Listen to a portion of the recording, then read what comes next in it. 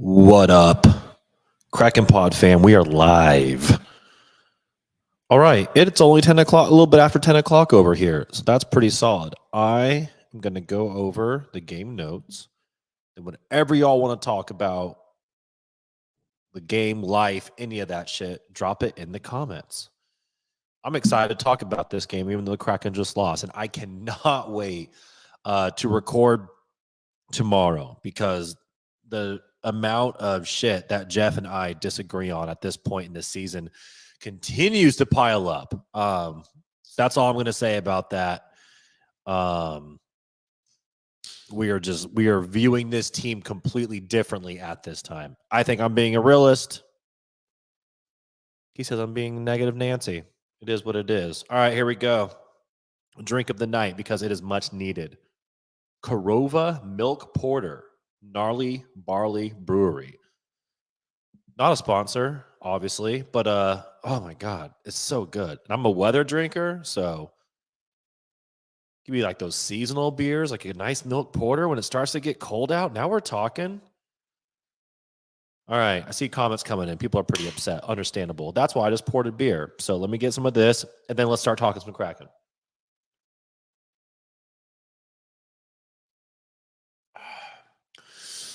I got the Jazz Fest 50th anniversary glass going on right here. All right, here we go. Let's get into some notes of the game and then obviously talk about some of the highlights, some of the lowlights, and all that stuff because there's a lot to talk about in regards to this game. I'm just going to go over some notes that I have here. Defense was non-existent. Honestly, I thought the second and the third goal were absolutely brutal. I'm not tying that into the defense. The defense did not help.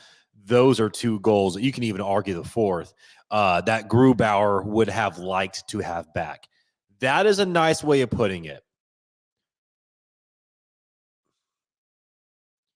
I'm trying to think of how to phrase this without just shitting down someone's throat. He did not look good tonight. It reminded me a lot of year one with Gru, where for whatever reason, the team in front of him plays like shit, doesn't look like they're up to playing in front of him. As a result, he doesn't play well, and the whole thing is just like this weird cyclical Kraken shit process. And, you know, overall, I've been pretty happy with his performance this year. This was not a game where I was. Just a couple of those goals. I'm like, dude, how are you getting paid? The amount of money you're being paid to play like that. And here's the deal. And I just thought it was funny because Jeff was tweeting out something like Gru something. Then he's like, still love you though. Well, of course, you know, we're not rooting for him to do bad. I want Gru to be the best goalie in the fucking league. Is that going to happen? No.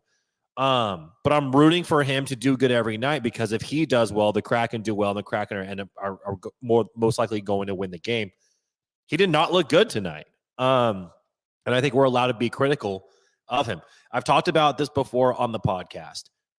When you are playing the hardest position in hockey and you are getting paid as much as you are getting paid, sorry, dude. Like, that's just it comes with the fucking territory. I did not mean to open up the YouTube. My bad. All right, we're rolling. We're still good here. I was like, why am I hearing my own voice really quick? I'm actually going to look up because I don't have it on in front of me. And I apologize. If someone wants to drop this in the chat, though, please, by all means, feel free to do so. Also, you know, give this stream a thumbs up and all that stuff. So his salary is $7.25 million. His cap hit is $5,900,000 for this year specifically. He's on a 6-year deal. It's a lot of fucking money. At the end of that 6 years, the Seattle Kraken will have paid him $35,400,000. That is 10th most in the league. He is a top 10 paid goalie. And I'm not saying this as a reason to trash him. What I am saying is, again, hardest position to play in hockey, getting paid that much money, getting criticized or having people looking at you and talking about your performance is part of the fucking job. I mean, I would take that money in a fucking heartbeat if people were just on my shit all day criticizing what me and Jeff do, which we kind of already get. So let's be honest. Like, it is what it is. Beers for Beniers. Incredible goal. Much needed. He's starting to heat up, which is great to see. It looks like that sophomore slump is starting to go away a little bit. And let's talk about the Alex Wenberg shorty. Unbelievable play. Gets away from Bedard. And just completely walks their defense. And I mean, just unbelievable, like patience, puck handling, the whole deal. His whole skill set was completely on display. I saw something that was really funny. Somebody made a joke, and it was like Wenberg with a beautiful pass into the back of the net, which made me fucking laugh really hard because I was like, that's like perfectly encapsulates like just who he is and how he plays. But God, what a play. Game at that point is tied 2-2. Tyler Johnson ends up scoring a goal, making it 3-2. Shout out to the Spokane native. But that's the only props I'm going to give him because we did not need that. And that third goal was back-breaking because that was one that I'm watching, and I'm like, how does Grew not stop that? I don't know. I don't know what else to say. I'm excited to read the comments. So by all means, please keep the comments coming. And again, hit the thumbs up button, all that good shit. All right. Anyways, moving on. Tyler Johnson makes it a 3-2 game. So Grew with the snowman. It gets knocked on his back. There's a little bit of a scrum in front of the net. A couple of sticks come flying in because they think the puck is still live. Ryan Donato, of all people, gets the late stick in. And the Seattle Kraken and especially Philip Grubauer take exception to this. And it ends up being a scrum where Grubauer has his helmet off and is going at Ryan Donato. He ends up getting a misconduct penalty. I would have never in a million fucking years thought that I would see a scenario like this happen. I still have no words for that. It was pretty insane. I'm definitely going to go back and watch the replay. Excuse me. See, this is what the Kraken do. They make me fall asleep. Drinking some more beer because, again, I'm trying to forget this game.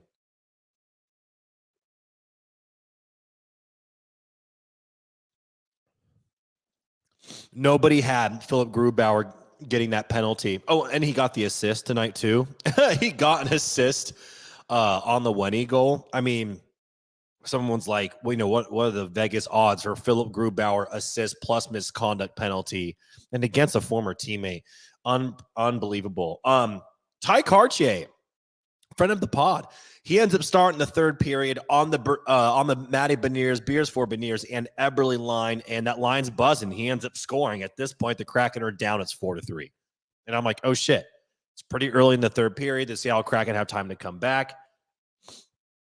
This is the most Seattle sports team thing you could possibly fucking do, which is, the Kraken are going to do just enough to make you think that they have a chance of pulling something off and winning this game. And they basically end up blowing it from there on out. They end up on the power play later on in the third period. At one point, for 1 minute and 3 seconds, they are on a 5-on-3. And during that time, they generate 0 shots on net. And the 5-on-3, the regular power play, the 5-on-4, weak PP. So fucking weak. By the way, I don't know where that's been the past couple of games.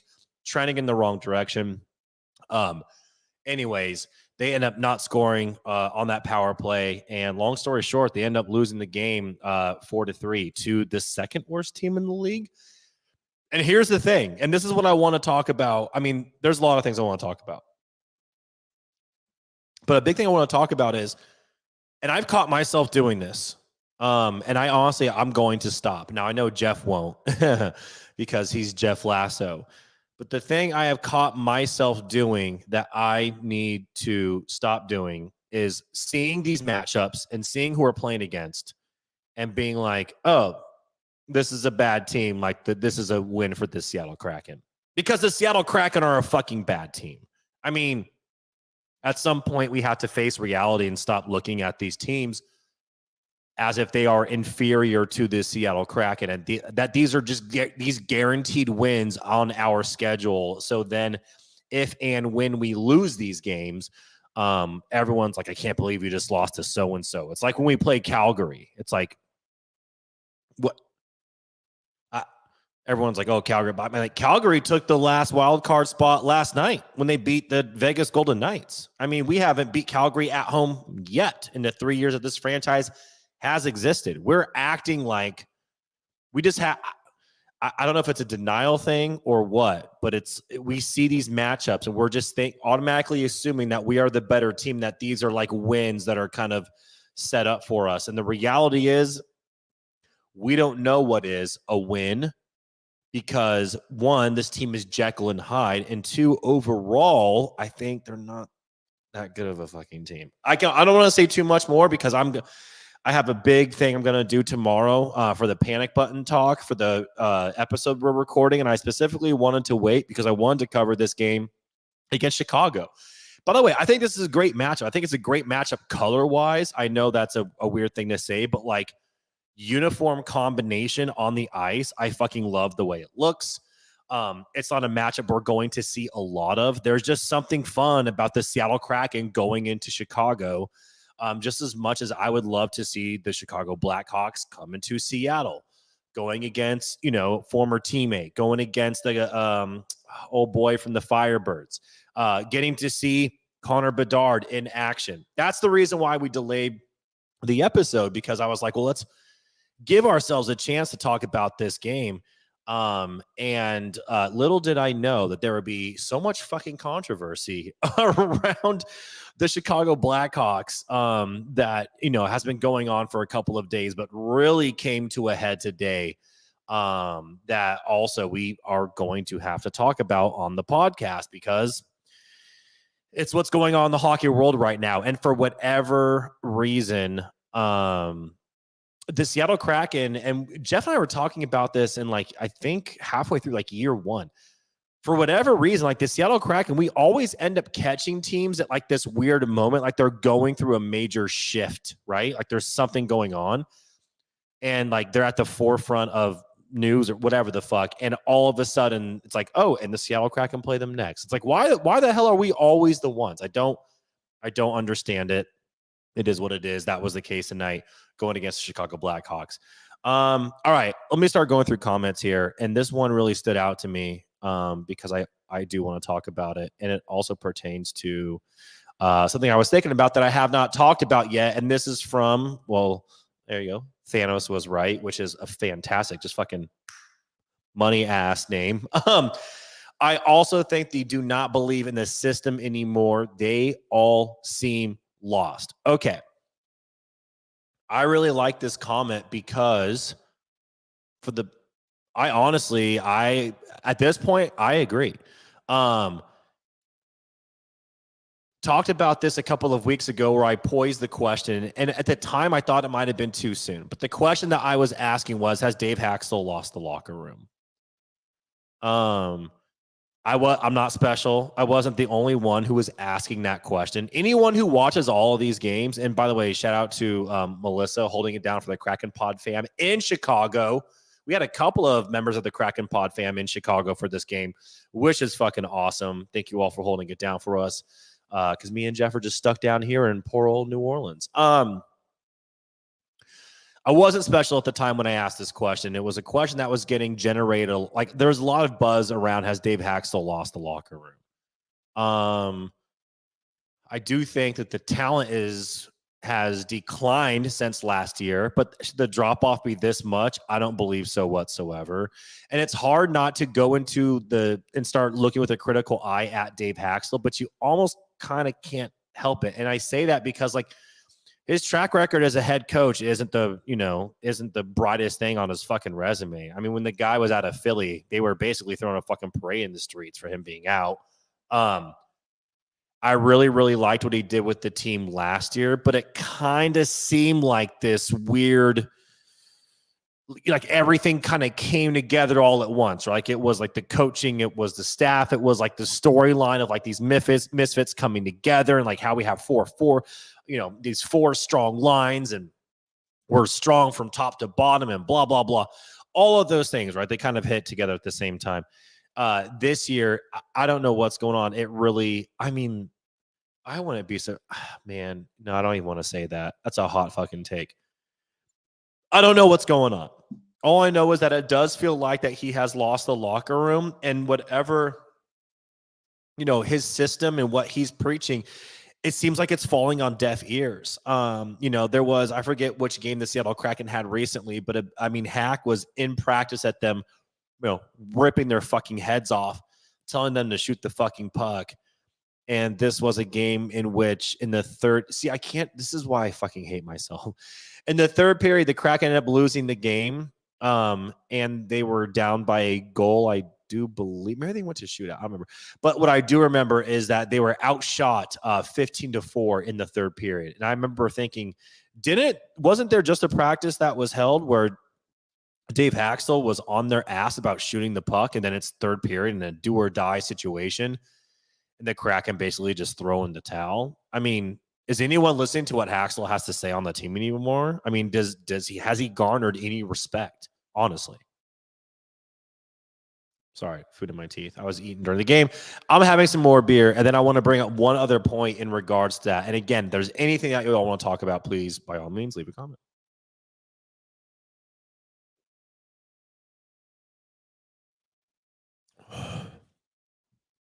The other thing I want to mention, and I haven't had a chance to read the piece that was published in the Seattle Times, but there was some coverage by Jeff Baker of the Seattle Times, who covers primarily the Seattle Kraken. And it was about how Seattle Kraken got to Chicago early yesterday because Dave Haxtell and, Ron Francis and whatever, wanted the team to have some bonding time on and off the ice. Now, there was some jokes kind of flying around about it because there was this whole rookie thing where two of the rookies had to get up in front of the team and do some like stand-up, sketch thing, which is fun, right? It's fun for the whole fucking team. And those two people ended up being Ty Cartier and Joey Decord. Great, all for it. No, none of it's on video. No one was recording with cell phones. In fact, Jamie Oleksiak said that they went out and, they had themselves a night, but he also made it a point to say that it was a little bit more tame from the time when like people like him entered the league, because now we are in a day where, let's face it, everyone has cell phones, everyone's taking videos of everything. And players don't want that personal stuff getting out of there. Like, you're in a bonding moment, with your team, with your boys, you're out, you're having some drinks, you're having a dinner, whatever, right? Like, you just want to enjoy yourself and not have to worry about any kind of blowback or some weird shit going down. With that being said, I got hopeful reading that article because I was like, oh, this is a good thing, right? I made a joke like a month ago how I was like, I don't give a fuck if Dave Haxtell has to take the Seattle Kraken out on a goddamn boat ride around the Puget Sound and give everyone ayahuasca until they're crying and hugging and revealing their deepest, darkest secrets to one another. Do some sort of team bonding activity because this team needs to figure it out. So, that said, they fly early into Chicago. They get there, they get settled, they get some time on ice, and then they go out and they do a bonding thing. I was excited reading this. I'm like, maybe this is what they need. Maybe this is their moment to really kind of, I don't know, like start to really gel and play as a cohesive unit, because a lot of times it doesn't feel that way at all.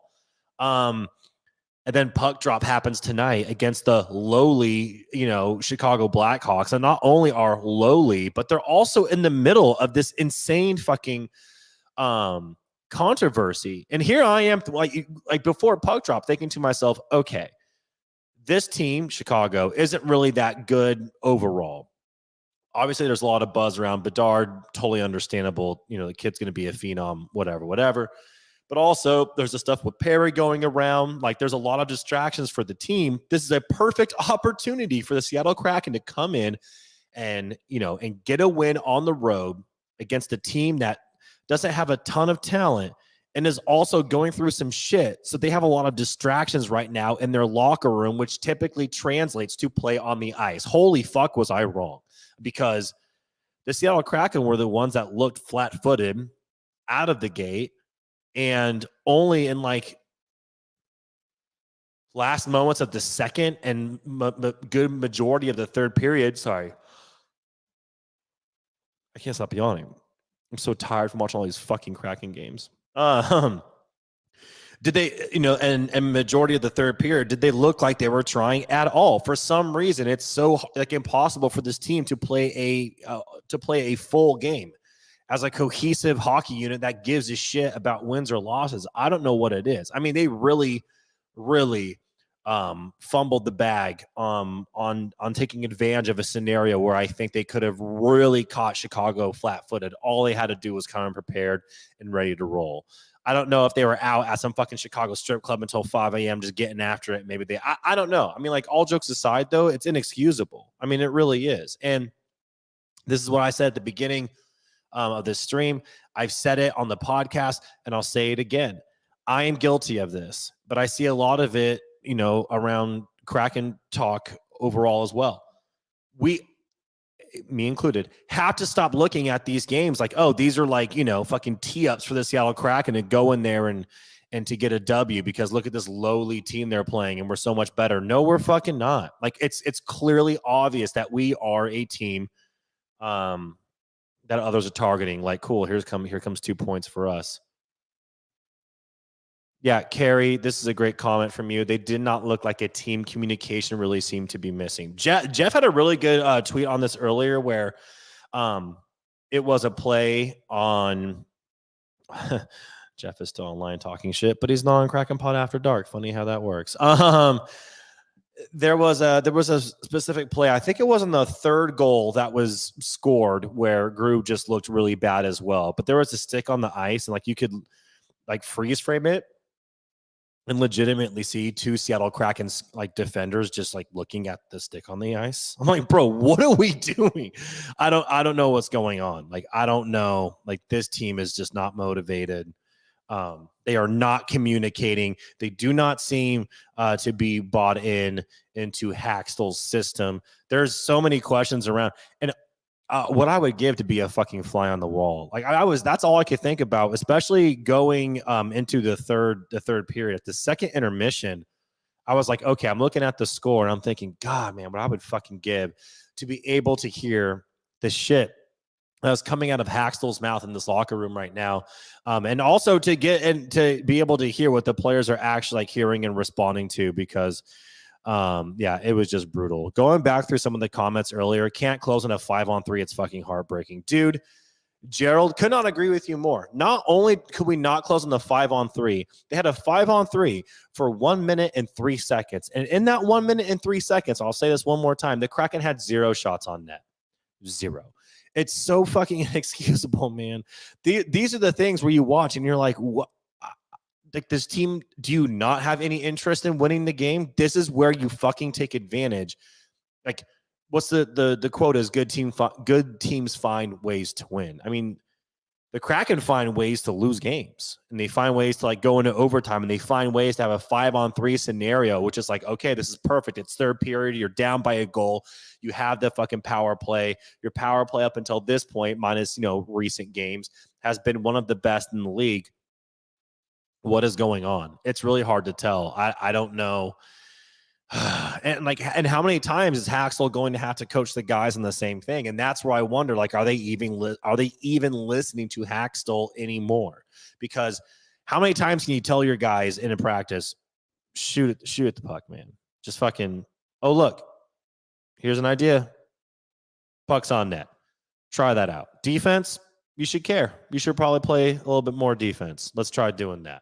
I don't know. Like, you can't really have them, getting yelled at about the same shit all the fucking time. Like, maybe this is just the Kraken identity this year, and it is what it is. But let me tell you what, it's boring fucking hockey. It's boring as shit to watch, and it sucks. And I love these guys to death.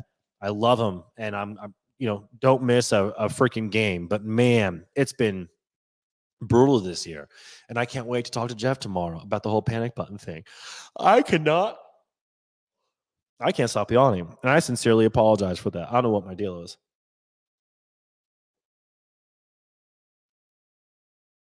We're not going to turn this into AMR beer chugging. I'm going through the comments, and then honestly probably going to wrap it up pretty early tonight so I can get to bed at a decent time. We are getting up very, very early tomorrow morning and recording the episode.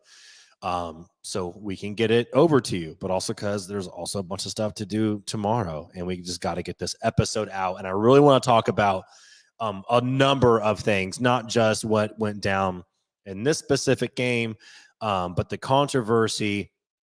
Excuse me, the controversy around Chicago right now, and just everything going on with that.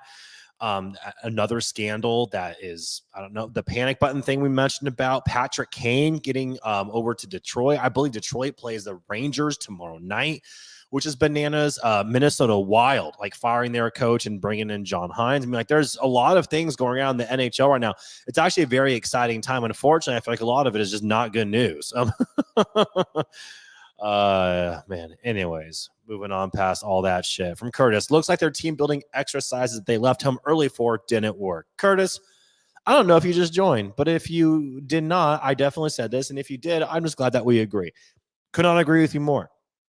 They're leaving behind, their partners, their kids, friends, whatever, getting to Chicago early for a team building exercise only to lose to Chicago, a team that is riddled in controversy, and is overall not that good. And yeah, I don't know. Moving on. Other comments. I fucking love, dude. Oh, Curtis, you don't have to apologize for anything, dude. Like, I'm just giving you shit, man. I really don't care. But I do think that's a good point. I do think that the point about the team building exercise not working is huge. I'm going to read the Seattle Times piece by Jeff Baker because he did cover it and talks about it, and the team opened up a little bit about it. Obviously, it's hockey. A lot of things are closed doors, but I'm excited to read that. Rush Anthony says, we've been hard to watch lately. It's been brutal. I mean, I remember one of the best chirps, excuse me again, that we got from Avalanche fans after the last game, and we've gotten a lot of them. In fact, they still keep coming. Speaking of that really quick, if you haven't yet and you listen to the podcast, please give us 5 stars on Apple Podcasts, because that's where the Avs fans are coming in hot. They're trying to sabotage us, but also touche. Anyways, one of the better chirps that I saw after the Kraken Avs games was just an Avs fan tweeting at me and Jeff something on the lines of like, can you imagine being a Kraken fan? This team is so fucking boring to watch. Like, it's boring hockey. And they weren't even like talking to us or just like having a thought out loud. And I was like, damn, man, like that hurts more than anything anyone else has said. I'm like, yeah, I kind of agree. It is what it is. I'm not going to give that to an Avs fan. Moving on. I love this comment. Do you think that we kind of jumped the gun on giving Dave Hakstol an extension? I don't know why I just read it like that. Yeah, I do.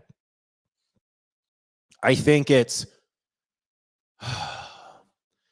like a short-term memory / getting caught up in the moment, excited kind of a thing. I mean, you can take the Kraken Pod After Dark as an example of that, right? So the Kraken just lost to the Chicago Blackhawks 4-3, a game that it was set up so perfectly for them to go in there and get the win. The Kraken did not. They looked awful. Team looked bad. Grew looked bad. Just weird vibes all around.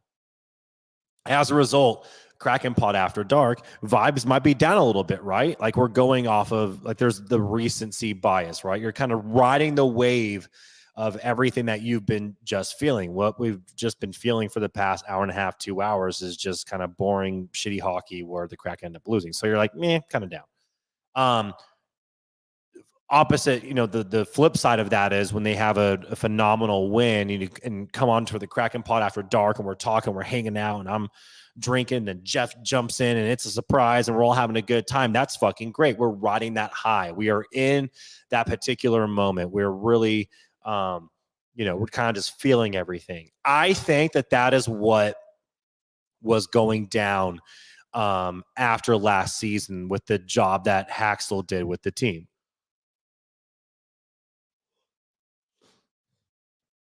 I think that Ron Francis wanted to show his like allegiance to him, be like, you are my guy, to kind of build that confidence in Hakstol. Like, I think it's a weird thing where how can I say this? I think that there is, you know what? Let me not just say think, especially when it comes to athletes, right? You have to have like a certain amount or level of ego to be a professional athlete because you really have to believe in yourself against all odds. So take that into consideration and then also kind of factor that into a former professional athlete who was in front office, right? Like Ron Francis seems like a great fucking dude. I would bet money that there's also a certain level of confidence that for the most part does well for him, but might at times also backfire. Maybe even a little bit of ego sprinkled in there, whatever. The reason why I'm talking about this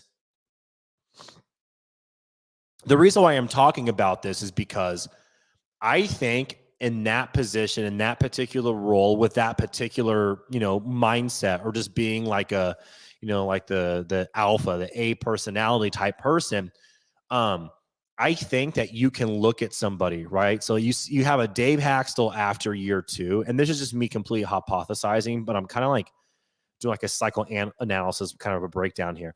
I think that you have a season like that with a coach like Dave Haxtell, who really hasn't had success as a head coach in the NHL. And a part of you is like, not only will this be my guy, but I will show the rest of the league and everyone else that they were wrong.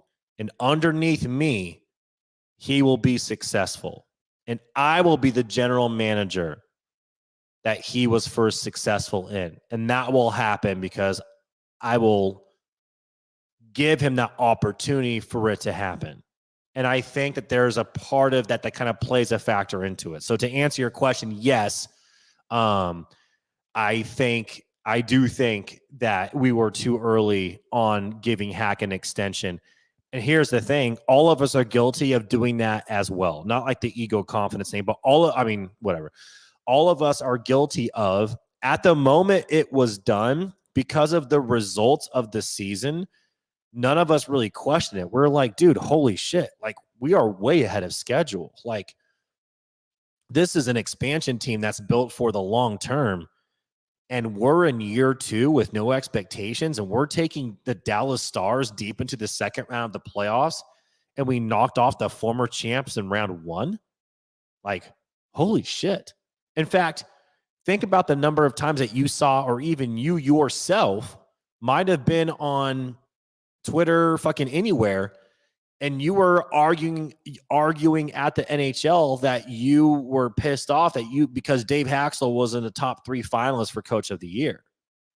I mean, all of us in that moment were like, we're fucking in. I mean, like, we are all in. So when he gets that extension, we don't bat an eye. We're like, yeah, that makes total fucking sense. Like, look what we just did, right?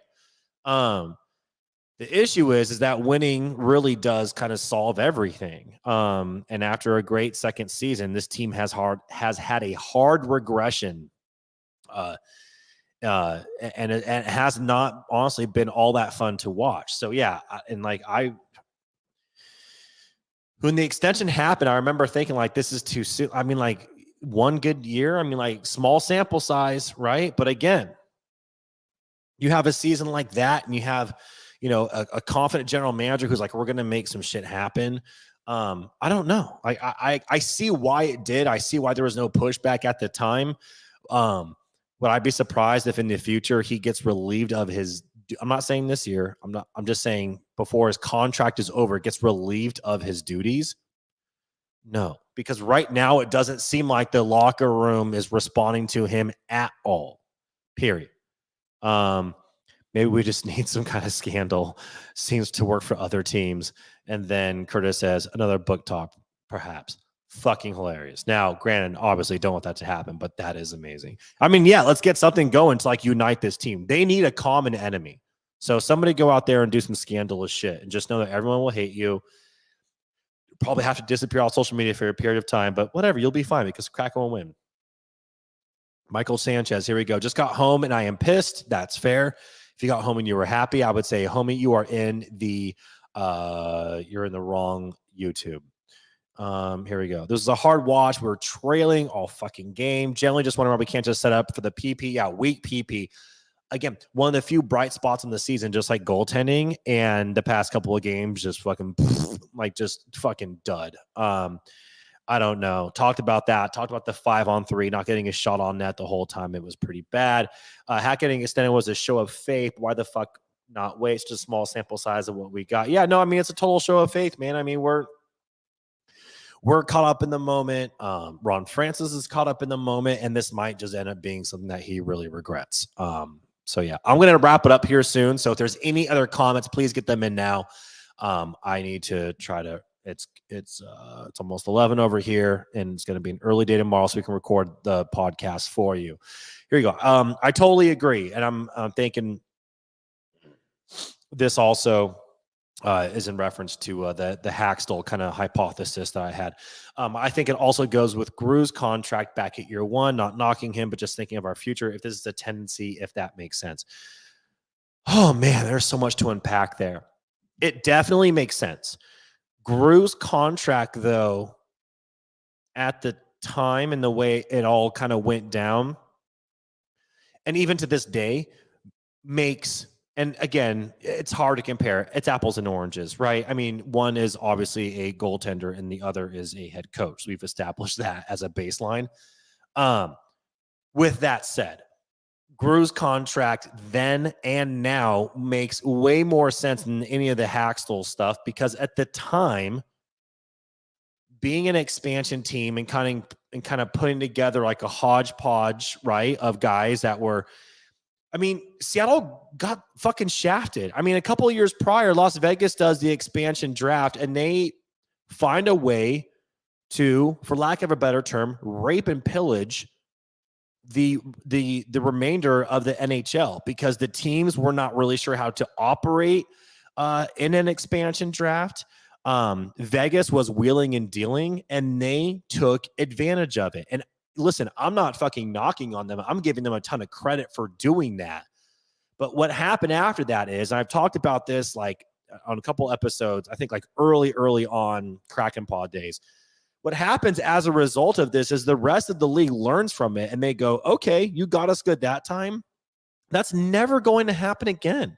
Like, period. And if it does, it'll be a glaring mistake, but it won't be a situation where Vegas is going in there and is building a fucking super team that is able to compete immediately and in the future. So when the Kraken had their expansion draft, like it's not going to go down like it did with the Las Vegas Golden Knights. As a result of that, aside from us as being excited that the Seattle Kraken were going to exist as a hockey team, overall, the expansion draft was somewhat, if not for the most part, underwhelming. You know how you combat all of that? By being like, what can we do? Because we have this team in place. We're missing a couple of key players. And if we can get a key cog to kind of fit everything that is like a name that everyone knows and also is solid in their position, we can do that. We can do it via free agency. Lo and fucking behold, the Avalanche were okay with letting Philip Grubauer go. They didn't want to pay him. They had already won the whole fucking deal. And for the Kraken, it makes total sense. It's like, wait, you get this goalie that has proven himself. He has stood on his head. He's one of the best in the league. He's coming from a championship team. This guy knows how to fucking play the position. This is going to anchor this Seattle Kraken. This will be our future. Lock him in for years. This makes total sense. Well, the reality is that it hasn't. And a lot of that isn't on him. I mean, don't get me wrong.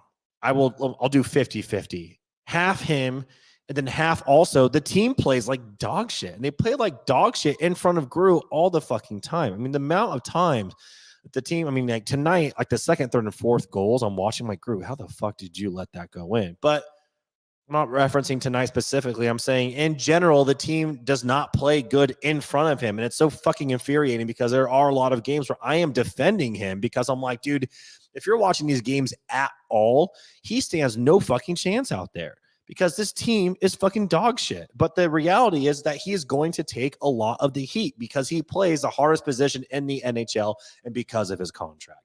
Anyways, moving on past that. With the hack thing, yeah, I do think that, we just got caught up in a moment.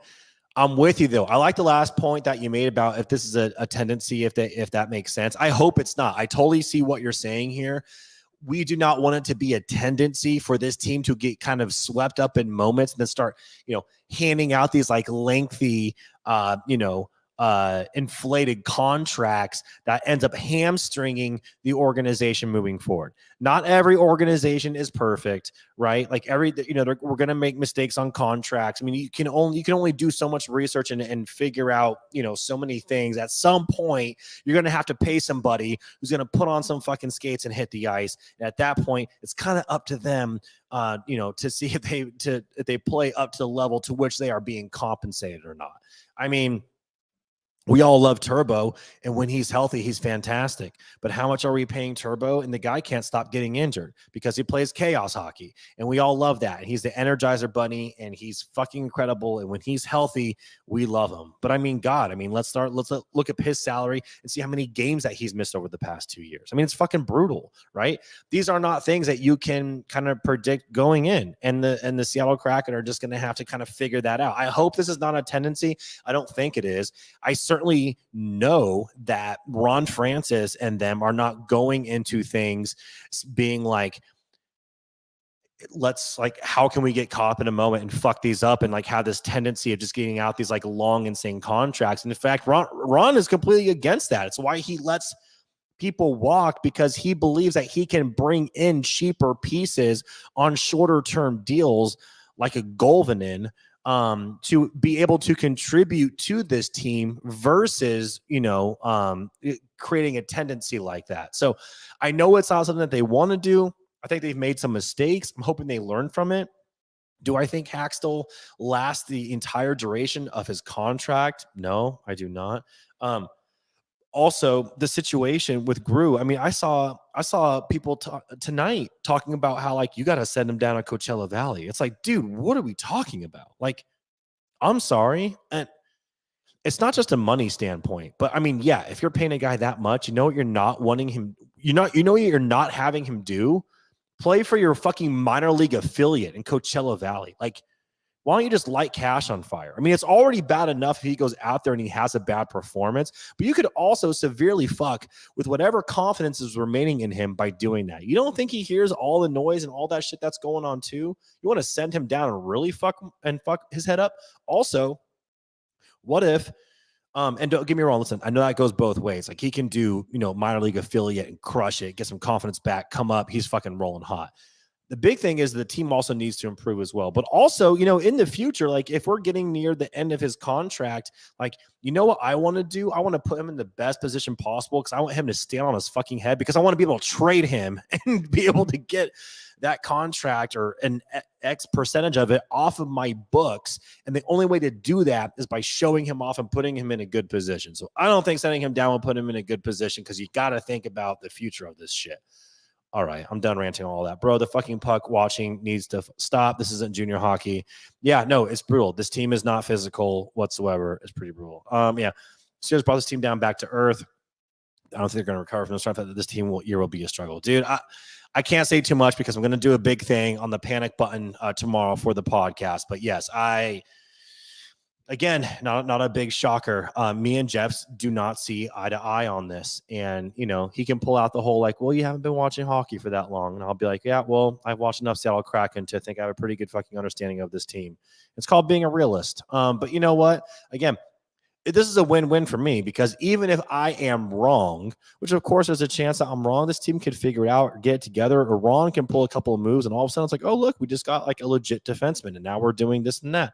Like, anything can happen. It's a really long season, but it's a matter of like this front office. Are they going to look at this roster and say, this is a team that we can improve on now, so let's make the moves to do so?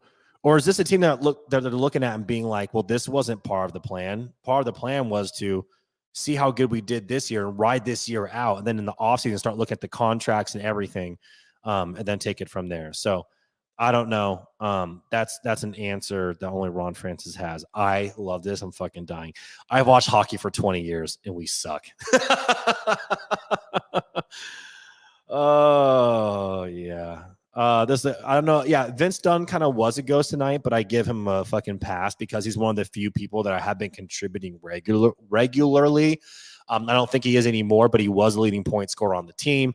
But yeah, I mean, like sometimes he's going to have an off night. And speaking of having an off night, I mean, one of, if not our best player, Jaden Schwartz, lower body industry.